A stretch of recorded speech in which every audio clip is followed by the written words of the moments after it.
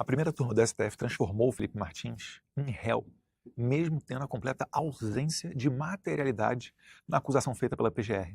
O Felipe Martins foi preso por causa de uma viagem que nunca existiu e agora está se tornando réu por uma minuta que também nunca existiu. É simplesmente bizarro. Acompanha que você também não vai acreditar na informação que eu vou te passar agora.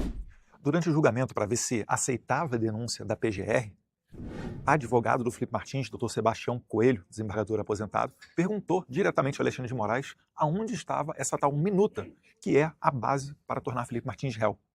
Alexandre de Moraes só conseguiu sair pela tangente. Primeiro, ele tentou apontar a minuta encontrada na casa do ex-ministro da Justiça, Anderson Torres, que até hoje ninguém sabe o texto exato dela. Mas ainda assim, mesmo a PGR, sobre esse fato, diz que não tem qualquer relação nem com Jair e nem com Felipe Martins. E além disso, a própria PGR não menciona haver ali um pedido ou a previsão de prisão de quem quer que seja. Então Alexandre de Moraes passou para a sua segunda desculpa esfarrapada. Ele menciona determinadas folhas que estão dentro do processo, mas ali não tem minuta nenhuma. São apenas fotografias que o Cid tirou do celular dele. Ele tirou a fotografia de um papel e mandou essa fotografia para o outro celular do próprio Cid. Trata-se, na verdade, de um discurso, mas ainda assim, ali também não previa a prisão de ninguém, quanto mais um golpe que seja. Essa fotografia tirada pelo Cid é datada de 28 de novembro de 2022, numa oportunidade em que ele estava no Rio de Janeiro, enquanto que Felipe Martins e Jair Bolsonaro estavam em Brasília.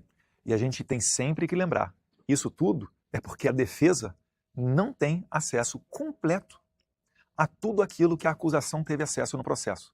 Isso daí, numa democracia normal, já mataria todo esse processo. Seria nulo de pleno direito, só com base na violação do sagrado direito à ampla defesa, que a equipe jurídica de Felipe Martins não está tendo.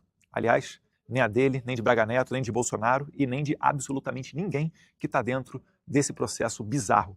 Porque a gente sabe, se tiverem acesso, a gente vai expor fatos ainda mais bizarros. Imagine só. Mas retornando ao caso específico do Felipe Martins, né? Confrontado pelos advogados do Felipe, o Alexandre de Moraes não teve escolha a não ser admitir tacitamente que essa minuta, assim como a viagem para os Estados Unidos, também não existe. E para aceitar a denúncia e transformar o Felipe Martins em réu, ele citou alguns pontos interessantes. O primeiro deles é a delação do Cid, algo que os advogados não tiveram pleno acesso, mudou de versão 11 vezes perante a Polícia Federal e perante o Alexandre de Moraes, e foi feita essa delação sob forte coação, ameaça de prisão do pai do Cid, da esposa e até da filha dele. Ou seja, é um meio de prova totalmente nulo, que não deveria sequer existir, se, caso, o STF cumprisse a lei, né? Segundo ponto, o registro de entrada no Palácio do Planalto. Algo que pode, né, vincular do copeiro ao governador Tarcísio de Freitas, que inclusive entrou no Palácio do Planalto no mesmo dia que Felipe Martins. E além disso, temos sempre que lembrar, né? Felipe Martins era um assessor do presidente da República. Ele tinha que estar à disposição do seu chefe, aonde quer que for, seja no Palácio do Alvorada, seja no Palácio do Planalto, seja nas embaixadas no exterior durante missões internacionais. Era o trabalho dele.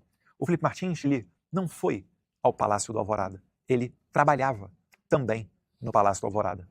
Mas, na falta de provas para poder acusar o Felipe Martins, esse mero registro de entrada serviu para que Alexandre de Moraes utilizasse como argumento número 2 para receber essa denúncia fajuta contra o Felipe Martins.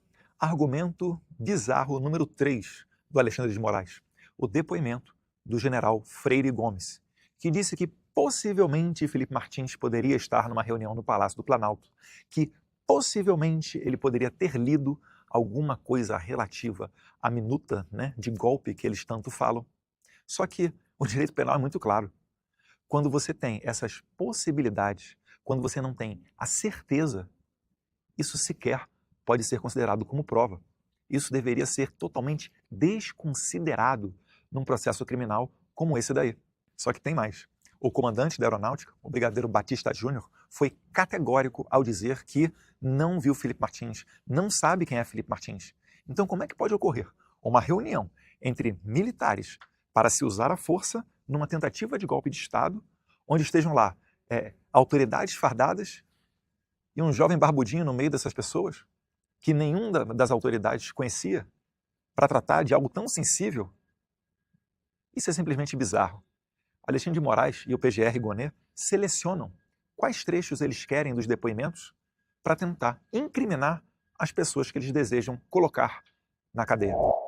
Ou seja, resumo da história então, não havendo nos autos algum documento que comprovasse a relação de Felipe Martins com qualquer ato criminoso que seja, o Alexandre de Moraes se apegou a um registro de entrada de um assessor do presidente na casa do presidente, o Palácio Alvorada, e 2, o depoimento de um general que falou em possivelmente poderia estar e possivelmente leu algum tipo de minuta contrariando o testemunho de outra alta autoridade, que era o comandante da Aeronáutica, o Brigadeiro Batista Júnior.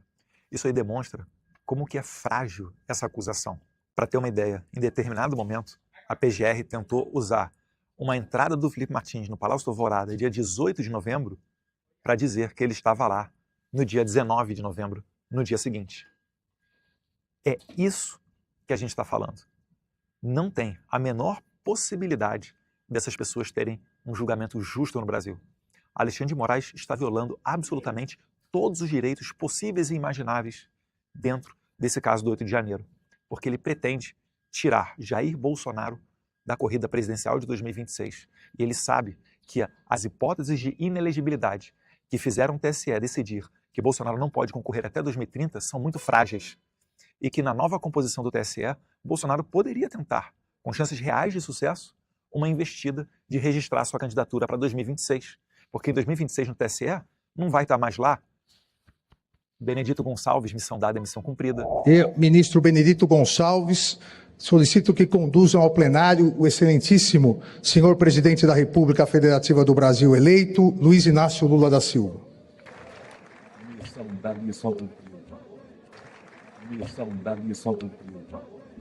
Não vai estar mais lá Alexandre de Moraes, que faz aquele sinalzinho. Não estará mais lá diversos outros juízes. E aí eles têm que correr para condenar criminalmente o Jair Bolsonaro e jogar ele dentro da lei da ficha limpa. É por isso que eles precisam condenar o Felipe Martins, Anderson Torres e várias outras pessoas, essas centenas, mais de 400 pessoas que já foram condenadas nesse inquérito, nessa investigação, nesse processo do golpe da Disneylândia do 8 de janeiro.